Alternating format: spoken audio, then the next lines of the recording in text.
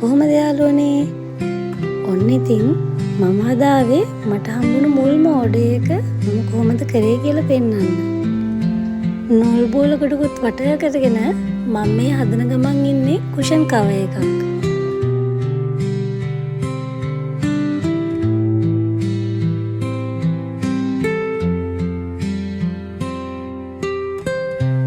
මම දැනටත් එක කුෂන් කවර් එකක් හදලා ඉවරයි. මේ බලන්නකෝ ඒක.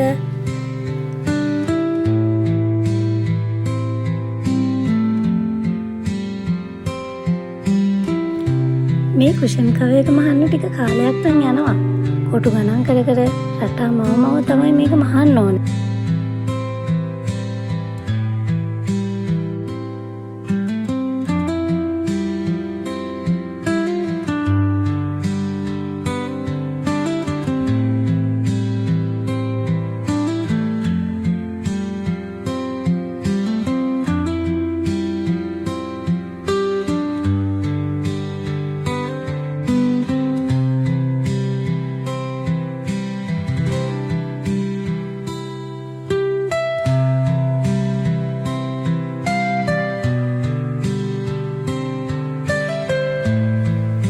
මේ තියෙන්නේ මගේ මහන්සියේ අවසාන ප්‍රතිඵලය.